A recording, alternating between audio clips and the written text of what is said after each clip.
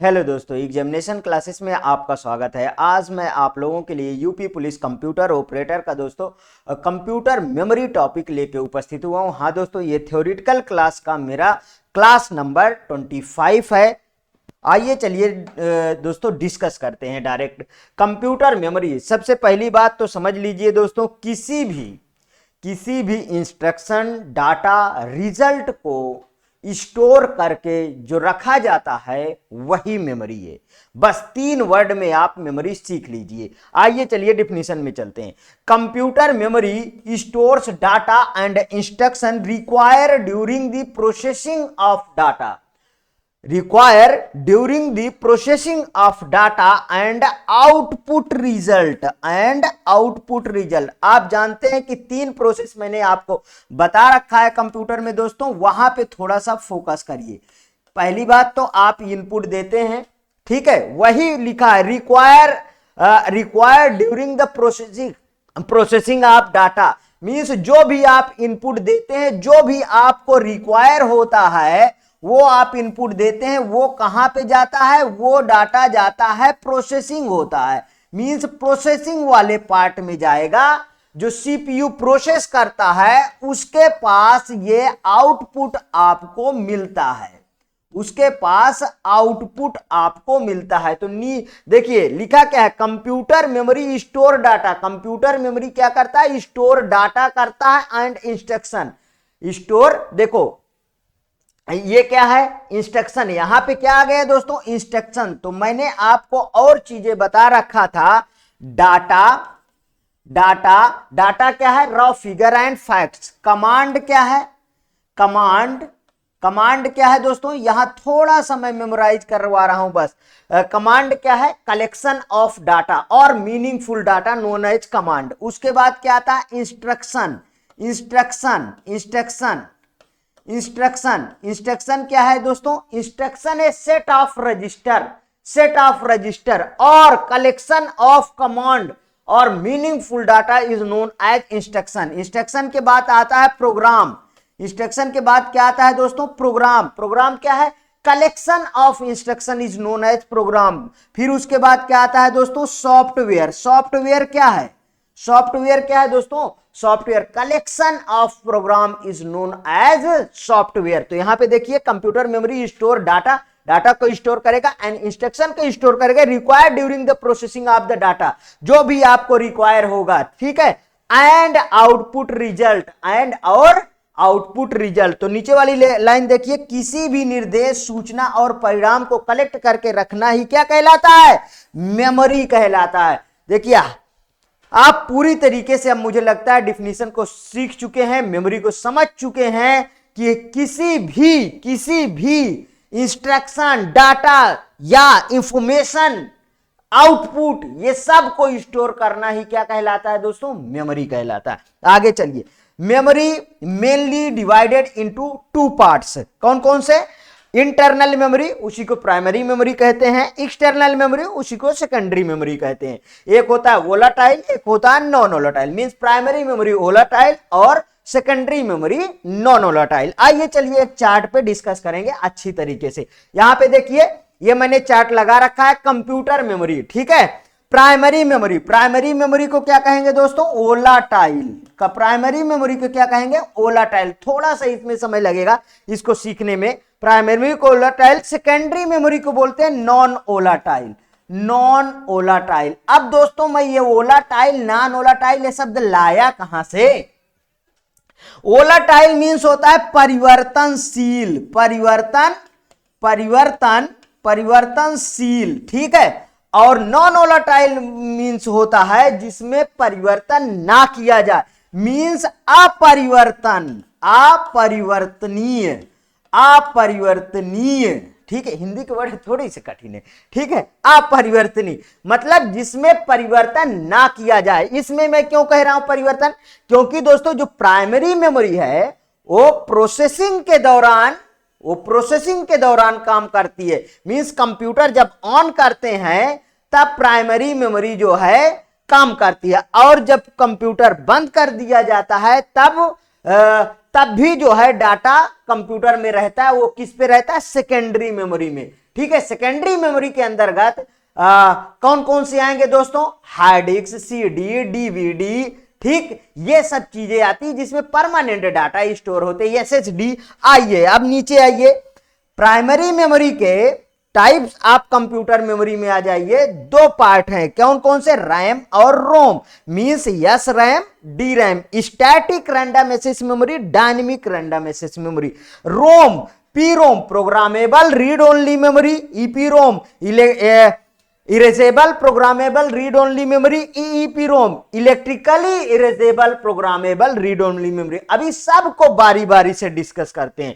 Magnetic storage, optical storage, flash storage, ये है secondary memory के पार्ट।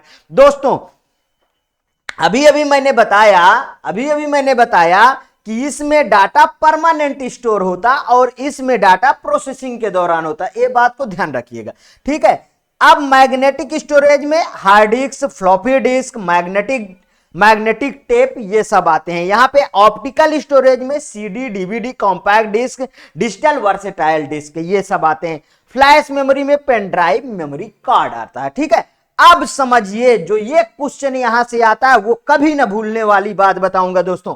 जो ये प्राइमरी मेमोरी में रोम पार्ट है, रीड ओनली मेमोरी, ये बिहेव कैसे करता है, बिहेव करता है secondary memory, as a secondary memory. Question आता है कि रोम जो है ओलाटाइल है या नॉन ओलाटाइल है, तो रोम नॉन ओलाटाइल है। एक क्वेश्चन आपके लिए परफेक्ट है जो इसके प्रीवियस में पूछा गया है। ठीक है, रोम कैसी मेमोरी है, रोम नॉन वोलेटाइल है, क्योंकि रोम का एक ही एग्जाम्पल है बायोस। कौन सा एग्जाम्पल है दोस्तों, बायोस, मतलब बेसिक इनपुट आउटपुट सिस्टम। ठीक है, बायोस। रोम कब लगाया जाता है, कंप्यूटर मैन्युफैक्चर के दौरान रोम लगाया जाता है।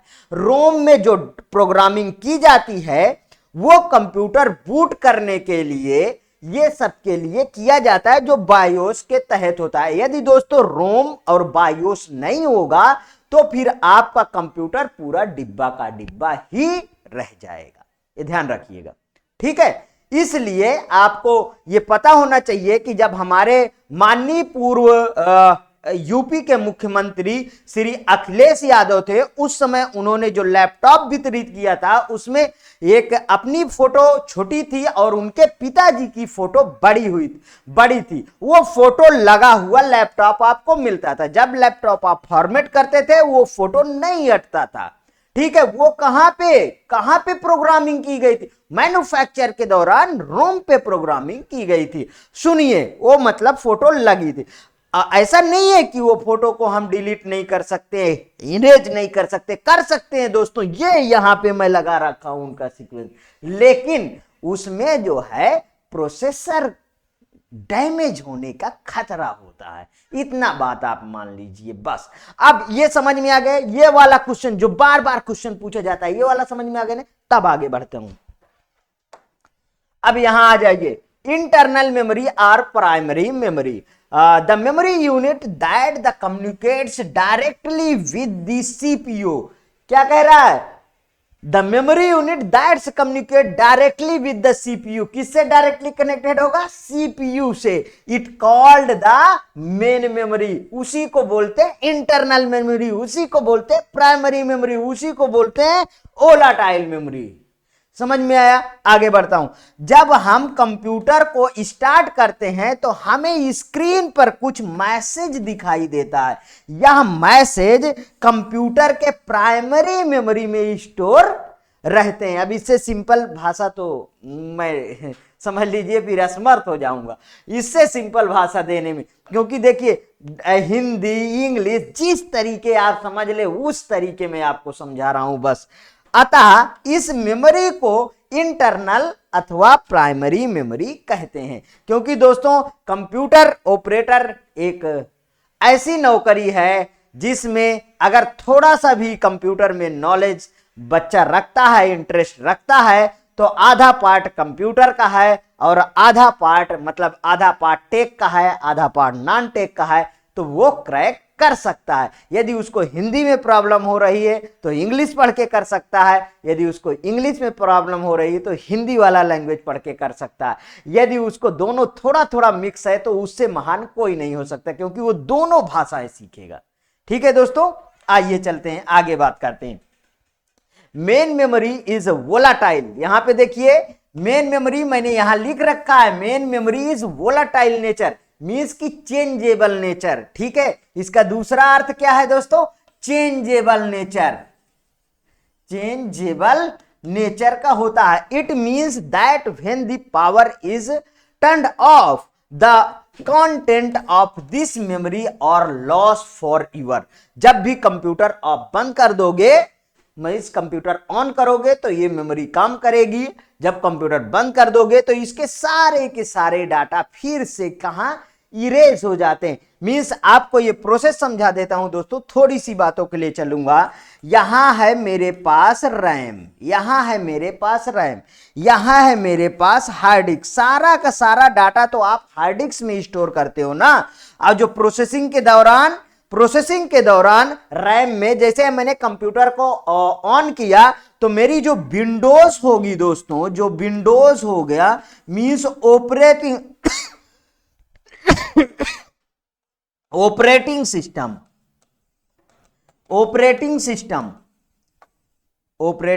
System means OS. ठीक है दोस्तों, ओएस वो कहां पे कॉपीड होता है, कहां पे लोड होता है? वो रैम में लोड होता है। और जैसे ही आप कंप्यूटर को टर्न ऑफ करते हो फिर से वो कहां पे है? हार्ड डिस्क पे होता है। ठीक है, समझ में आया? मींस कि परमानेंट हार्ड डिस्क पे स्टोर होगा, प्रोसेसिंग के दौरान रैम में कॉपीड होगा। ध्यान रखिएगा, ये बात को भूलिएगा नहीं। ठीक है, आगे चलता हूं। रैम, रैंडम एक्सेस मेमोरी में आ जाते हैं। RAM is the main memory of a computer. It is a type of volatile memory. ये क्या है? टाइप है, मतलब वोलाटाइल मेमोरी की एक टाइप है। रैम कंप्यूटर की मेन मेमोरी है। मेन मेमोरी होती है वोलाटाइल मेमोरी में कलेक्ट डाटा पीसी के बंद होने के बाद समाप्त हो जाता है। Next, the collected data in the volatile memory is lost after the computer or PC is turned off। बंद होने के बाद समाप्त हो जाएगा। RAM is turned as read write memory और यूजर मेमोरी। ये कैसा मेमोरी है दोस्तों? यूजर मेमोरी है। That holds run time program instruction and data. जो क्या करती है? रन टाइम, दैट होल्ड करती है रन टाइम, क्या क्या? इंस्ट्रक्शन, प्रोग्राम, इंस्ट्रक्शन, डाटा, ये सबको। आगे चलते हैं। डायनेमिक रैम, इसका पहला पार्ट डायनेमिक रैम, दो ही है, डायनेमिक रैम, स्टैटिक रैम, उनको देखते हैं। डायनेमिक का अर्थ है गतिशील होना। ठीक है दोस्तों, क्या अर्थ है? गतिशील होना, मींस मूवेबल होना। It 20 data are collect in the dynamic RAM and then the middle 2 data are erase the. अब थोड़ी सी बातें समझते हैं। ठीक है, देखिए डायनेमिक और स्टैटिक को ध्यान से समझिएगा, उसके बाद फिर चले चलेंगे इसके और आगे। देखिए जैसे मेरे पास ये मेमोरी है, ठीक है, ये मेमोरी है मेरे पास। अब इसमें जानते हैं आप कंसेंट्रिक सर्किट में ये डिवाइडेड होती है, ठीक है, और इसके बीच में सेक्टर बनते हैं। ये सब से भी एग्जाम में पूछे गए सवाल हैं, इसलिए मैं बता रहा हूं। देखिए अब यहां से अगर डाटा इसको इरेज कर देते हो, मान लीजिए 20 डाटा मैंने एग्जांपल में लिया, then 20 data are collected the dynamic RAM, then the middle 2 data are erase, means कि 2 डाटा इसमें से इरेज कर सकते हो। 20 डाटा भरा है, 2 डाटा को इरेज कर सकते हो। तो ये जो है बाद में देखिए अंदर क्या होता है दोस्तों, अंदर इसका अंदर का डाटा का घनत्व तो ज्यादा है बाहर के कंपैरिजन, मींस कि अंदर ये सघन है, बाहर विरल है। तो वो फिर से बाहर वाला अंदर चला आता है, बाहर वाला यहां पे इस वाले पे अंदर चला आएगा। ठीक है दोस्तों, इस वाले पे, ठीक, इस वाले पे चला आएगा। इस तरीके से यहां पे डाटा चला आएगा, मतलब खींचा का आएगा। लेकिन स्टैटिक रैम में ये कहानी नहीं होगी। स्टैटिक रैम में जहां पे डॉट्स खाली है वहां पे खाली रहता है। यही कह रहा है कि 2 data are erase the remaining data are the automatically move to the idle space, मतलब जो खाली हुआ है वहां पे मूव कर जाएगा। The space in between gets use up are utilise. वो अब देखिए इसमें फायदा क्या है कि वो स्पेस आपका जो खाली हुआ है वहां डाटा बाहर वाले मतलब बाहरी आउटर लेयर वाले जो है मूव कर आएंगे तो वो स्पेस आपका यूज हो जाएगा। लेकिन ऐसा जो है स्टैटिक में नहीं होगा। इसका हिंदी वर्जन देखिए, यदि 20 डाटा एकत्रित कर दिए जाएं और फिर उनमें से बीच के 2 डाटा को मिटा दिया जाए तो उसके बाद वाले बचे सभी डाटा बीच के रिक्त स्थान में स्वतः चले जाते हैं और बीच के खाली स्थान का उपयोग हो जाता है। Very nice. D RAM, dynamic RAM must be refresh continuously. Question आता है कि कौन सी मेमोरी है जो कंटिन्यूअसली रिफ्रेश होती रहती है? Dynamic RAM, not a static RAM. ध्यान रखिएगा, दोनों इसी में से एक क्वेश्चन बन जाता है। टू स्टोर इंफॉर्मेशन, ध्यान रखिएगा, टू स्टोर इंफॉर्मेशन। आगे स्टैटिक रैम में वो कहानी आपको देखने को नहीं मिलेगी। The data stored in the static RAM is a kept static, जहां पे जो है वहीं पे रहेगा। ठीक है। Yes RAM needs not to be refreshed periodically, ये पीरियोडिकली रिफ्रेश्ड नहीं होती है। 2 क्वेश्चन आपको मिला, means dynamic RAM continuously refreshed होती है जब डाटा स्टोर होता है, लेकिन स्टैटिक रैम रिफ्रेश्ड नहीं होती है। ठीक है, आगे देखिए, यस रैम में यदि डाटा स्टोरेज कर दिए जाए और फिर उसमें से बीच के 2 डाटा इरेज कर दिया जाए तो उन आंकड़ों के बीच खाली स्थान में कोई डाटा खिसक कर नहीं आता। वह खाली स्थान तब तक प्रयोग नहीं किया जा सकता है जब तक पूरी मेमोरी को वॉश करके नए सिरे से काम शुरू ना कर दिया जाए। दोस्तों पूरी तरीके से आपको समझ में आ गया। अब मैं आगे बढ़ता हूं। अब आ गई बात रोम की। रोम देखिए, रीड ओनली मेमोरी। रोम का full form read only memory. ROM is a type of non volatile, जो पहले ही समझा रहा था वो पहले ही लाइन पे यहां देखने को मिल गया, मींस नॉन वोलेटाइल मेमोरी है। Non volatile memory preserve data even when the computer is turned of, means computer बंद होने पे इसके डाटा इरेज नहीं होते। बिहेव कैसा करता है मींस डुप्लीकेसी प्रदर्शित करता है। रोम बिहेव करेगा किसकी तरह? सेकेंडरी मेमोरी की तरह, ऐसा सेकेंडरी मेमोरी। आगे देखिए, ROM is installed in the computer at the time of its manufacture. किस दौरान में दोस्तों? जब कंप्यूटर मैन्युफैक्चर होता है उस दौरान पे इंस्टॉल की जाती है। आगे देखिए, रोम एक प्रकार का नॉन वोलेटाइल मेमोरी है। कैसा है? Non volatile memory, Hindi version, जिसमें कंप्यूटर के बंद हो जाने पर भी डाटा को सुरक्षित रखती है। कंप्यूटर निर्माण के समय ही से स्थापित कर दिया जाता है, फिर इसमें कोई परिवर्तन नहीं किया जाता है। आगे चलते हैं। बायोस नाम का एक प्रोग्राम, अभी डिस्कस किया था ना, बायोस नाम का एक प्रोग्राम, इसका फुल फॉर्म आप लिख लीजिए, बेसिक इनपुट आउटपुट सिस्टम। क्या है दोस्तों full form? Basic input output, basic input output system. Basic input output system नाम का एक प्रोग्राम रोम का उदाहरण है, जो कंप्यूटर के ऑन होने पर सभी इनपुट एंड आउटपुट डिवाइसेस को इंस्पेक्शन और कंट्रोल करने का कार्य करता है। क्या करता है दोस्तों? कंप्यूटर के ऑन होने पे सभी डिवाइसेस को, मतलब इनपुट आउटपुट डिवाइसेस का इंस्पेक्शन मतलब निरीक्षण करता है, जांच करता है एंड कंट्रोल करने का कार्य करता है। अब आ जाइए PROM. Programmable read only memory, it is a type of the fixed memory. ये कैसा मेमोरी है दोस्तों? फिक्स्ड मेमोरी है। P ROM is also called one time program, means इसमें एक टाइम प्रोग्रामिंग कर देने के बाद इसको इरेज नहीं कर सकते हैं, ठीक है। वन टाइम प्रोग्रामेबल चिप इससे बोलते हैं। पी रोम एक प्रकार की फिक्स मेमोरी है। आगे चलते हैं।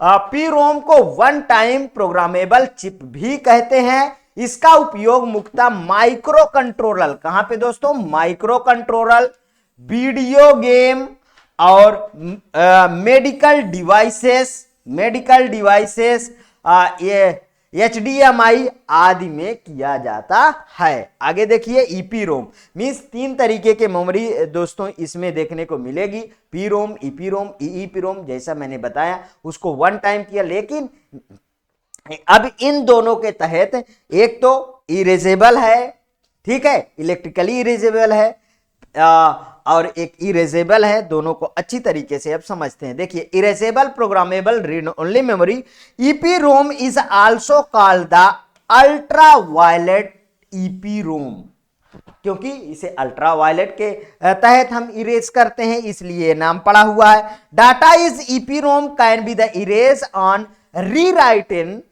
रीरिटन, जिसको आप रीराइटेबल सीडी डीवीडी आती थी ना मार्केट में, उसे आप देखे होंगे, वही है दोस्तों ये rewritten. In EP ROM the data is erase by ultra violet light, किसके तहत, अल्ट्रा वायलेट लाइट। ये वाला पॉइंट बिल्कुल ध्यान में रखिएगा, यहां से क्वेश्चन बने हैं।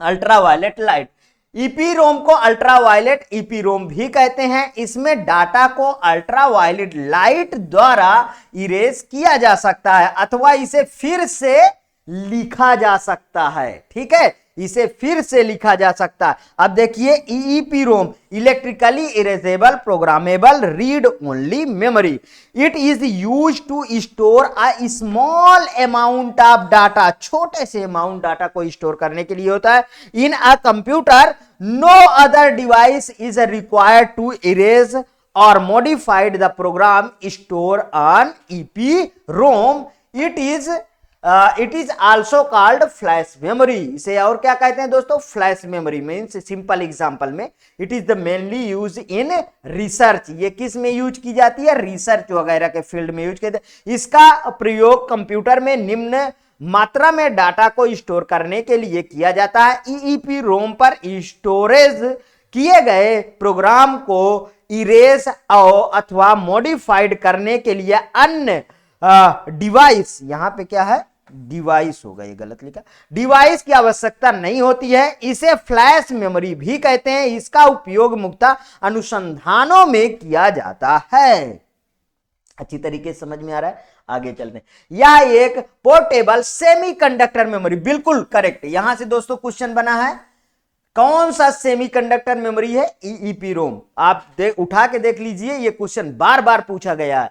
देखिए दोस्तों, जहां से क्वेश्चन पूछा जाएगा वहां बता दूंगा। यहां से क्वेश्चन बना, मेरे एक स्टूडेंट का कमेंट था कि सर इसके जो है खत्म होने के बाद आप कुछ क्वेश्चन ऐड कर दिया करिए जो इससे रिलेटेड पूछे गए। दोस्तों मैं बता देना चाहता हूं कि देख लीजिए, मेरी जो मैं पीपीटी तैयार करता हूं, जो मेरा पीडीएफ चलता है, वो कितना इफेक्टिव होता है, और मैं उसमें समय, नीचे क्वेश्चन जो ऐड करने की बात है उसमें समय ना लगा के दोस्तों, मैं इसके बाद जो मेरा प्रीवियस पेपर सीरीज चलती है उसमें अभी मैंने पूरा का पूरा 2016-17 और 2013 की अभी सीरीज चल रही है। वो सब खत्म होने के बाद मैं इसका फिर से चैप्टर वाइज आपको क्वेश्चन प्रोवाइड करूंगा। जितना भी पढ़ाऊंगा उनका फिर से चैप्टर वाइज आपको क्वेश्चन प्रोवाइड करूंगा। प्रैक्टिस सेट अलग से चलते रहेंगे दोस्तों, कहीं भी एक भी क्वेश्चन नहीं छोड़ने दूंगा। ठीक है दोस्तों, आ जाइए अब कैच मेमोरी की बात करते हैं। ठीक है, अच्छा इसमें एक लाइन छोड़ गए, जिसमें रैम और रोम दोनों विशेषताएं पाई जाती हैं। जिसमें रैम और रोम, ईईपी रोम में रैम और रोम की दोनों विशेषताएं पाई जाएगी, ध्यान रहेगा। अब दोस्तों कैच मेमोरी पढ़ने से पहले कैच का सिनेरियो पढ़ेंगे। पहले कैच का सिनेरियो क्या है दोस्तों, देखिए ये तीन पार्ट में पहली बात तो डिवाइड होती है L1, L2, L3। ध्यान से समझिएगा कैच का सिनेरियो। मान लो जो कैच मेमोरी होती है दोस्तों, ये कंप्यूटर को बूस्टर डोज देने के लिए, मींस कंप्यूटर को स्पीड को बढ़ाने के लिए ये मेमोरी लगाई जाती है, कैच मेमोरी। मान लीजिए आप कंप्यूटर में टाइप कर रहे हैं कि मान लीजिए कोई लड़का है, उसका नाम लड़के का नाम छोड़ दीजिए, मान लीजिए आप कंप्यूटर में कुछ भी लिख रहे हैं, लेख लिख रहे हैं, उसमें नाम आता है प्रयागराज, बार बार प्रयागराज प्रयागराज प्रयागराज, तो उसको ये L1 में स्टोर कर देगा, ठीक है, वो अपने पास रख लेगा, वो हार्ड डिस्क से बार बार डाटा को ना उठा के वो कैच मेमोरी अपने पास रख लेगा, और उसको जैसे ही आप पी दबाएंगे तुरंत प्रोवाइड कर देगा प्रोसेसर को, ये लो प्रयागराज। ठीक, तो अब दूसरा स्टेप सुनिए, फिर उसके बाद प्रयागराज से कम थोड़ा सा यूज हो रहा संगम, संगम संगम, तो संगम में L2 में वो अपने लेयर में उसको रख लेगा, और जैसे ही संगम आप दबाएंगे तुरंत दे देगा आपको ये लो संगम वर्ड। ठीक, तीसरे में आ गया, मान लीजिए प्रयागराज जंक्शन, ठीक है, PRT जंक्शन, तो वो प्रयागराज जंक्शन जो है कम यूज हो रहा है उससे, तो उसको मतलब तीसरे लेयर पे रख लेगा, और जैसे ही आप प्रयागराज संगम दबाएंगे बटन, तुरंत आपको दे देगा ये लो प्रयागराज संगम। ठीक है, प्रयागराज जंक्शन, सॉरी, तुरंत दबाएगा। तो इस तरीके से बताइए, कोई चीज हमें जो हार्ड डिस्क से उठाना होता है, मान लीजिए यहां पे मेरा रैम था, अभी अभी मैंने एक कहानी सुनाया, रैम था, यहां पे हार्ड डिस्क था, ठीक है, यहां पे हार्ड, यहां से डाटा, यहां पे जो भी स्टोर होता है, यहां पे प्रोसेसिंग होता है, तो यहां से उसको डाटा बार बार ना उठा के ये बीच में जो हमारे पास कैच मेमोरी लगा होता है, वहां से यदि डाटा इसको तुरंत मिल जाता है प्रोसेसर को, तो बताइए वहां प्रोसेसर फास्ट होगा कि नहीं होगा? फास्ट होगा ना, मींस कंप्यूटर की दुगनी चौगुनी 100 गुना ताकत हो जाएगी दोस्तों, वो है कैच मेमोरी। आगे देखिए, यही कहानी पूरी कैच में है, लेकिन ये इतना आसानी से समझ में लोगों को नहीं आती, इसलिए मैं बिल्कुल सिंपल वर्डों में आपको आज कैच मेमोरी समझा दिया हूं। आइए देखिए, catch memory is the middle part of the main memory and CPU. Main memory और सीपीयू के बीच में ये बीच में रखा रहता है। अब समझ गए, मेन मेमोरी और सीपीयू के बीच में ये रखी होती है। कैच मेमोरी मेन मेमोरी और सीपीयू के बीच भाग होता है। The function of the cache memory is to the remove the speed barrier between, वही लिखा है दोस्तों, speed barrier between the main memory and processor के बीच में जो स्पीड बैरियर है उसको खत्म कर देता है। It is use as temporary storage. इसे और क्या इट इज यूज, ये किस बेस पे की जाती है दोस्तों? टेम्पोररी स्टोरेज पे। कैच मेमोरी का कार्य मुख्य मेमोरी तथा प्रोसेसर के बीच की गति अवरोध को दूर करना होता है। इसका उपयोग अस्थायी भंडारण के रूप में किया जाता है। कैच मेमोरी प्रोसेसर और रैम के मध्य ब्रिज का कार्य करता है। दोस्तों अच्छी तरीके से आपको ये शायद समझ में आ गया है। तो आगे देखिए, आगे यहां पे देखिए, sequence of the memory access time, यहां पे increasing order of the access time ratio है, और यहां प्राइमरी मेमोरी, ऑक्सिलरी मेमोरी। देखिए, सबसे पहले ऊपर आप जानते हैं क्या होता है दोस्तों, रजिस्टर मेमोरी की स्पीड सबसे ज्यादा होती है। रजिस्टर किससे बनता है? Set of instruction. किससे बनता है दोस्तों? Set of instruction.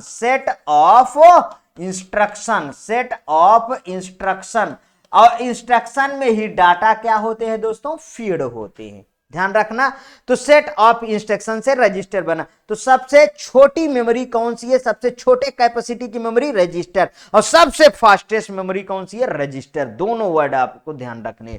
इसके बाद देखिए, उसके बाद आता है दोस्तों कैच मेमोरी। क्या आया दोस्तों? कैच मेमोरी आया। इसके बाद आएगा मेन मेमोरी। इसके बाद क्या आएगा दोस्तों? मेन मेमोरी आएगा। और फिर उसके बाद मैग्नेटिक डिस्क। उसके बाद कौन सा आया दोस्तों? Magnetic disk. और उसके बाद कौन सा आया दोस्तों? मैग्नेटिक डिस्क के बाद मैग्नेटिक टेप। मैग्नेटिक यहां पे डिस्क आया, डिस्क, और यहां पे टेप आया। ठीक है, टेप्स लिख लो, डिस्क लिख लो, और यहां पे मेन मेमोरी, ठीक है, कैच मेमोरी, रजिस्टर मेमोरी। ठीक है, अब समझ में आया। तो अब देखो, जब नीचे से हम ऊपर को जाते हैं तो ये increasing order of access time, increaser मतलब कि इसकी जो है, जब नीचे से ऊपर जाएंगे तो इसका access time means speed increase होगी, स्पीड बढ़ेगी दोस्तों। ठीक है, ध्यान रखिएगा। और जब इधर मैं एक बना देता हूं, जब ऊपर से नीचे आएंगे, जब ऊपर से नीचे आएंगे दोस्तों, तो हमारे पास क्या हो जाएगा, हमारे पास इसकी कैपेसिटी बढ़ती है, स्टोरेज कैपेसिटी बढ़ेगी, स्टोरेज कैपेसिटी बढ़ती है, और इधर स्पीड इंक्रीज होती है, इधर स्पीड इंक्रीज होती है। यहां से भी एक क्वेश्चन आपको देखने को मिल सकता है दोस्तों। ठीक है, ये आपको अच्छी तरीके से यदि समझ में आया है दोस्तों, तो प्लीज और प्लीज मेरे एग्जामिनेशन चैनल को आप सब्सक्राइब करिए, मेरा वीडियो लाइक करिए, ज्यादा से ज्यादा दोस्तों में शेयर करिए। हाँ, अपनी प्रतिक्रिया हर एक वीडियो में कमेंट में जरूर प्रस्तुत कीजिए, जिससे मुझे पता चलता रहे कि मेरे पास इतने स्टूडेंट हैं, मैं जिससे और लगन से आपके सामने प्रस्तुत हो सकूं। ओके दोस्तों, थैंक यू दोस्तों।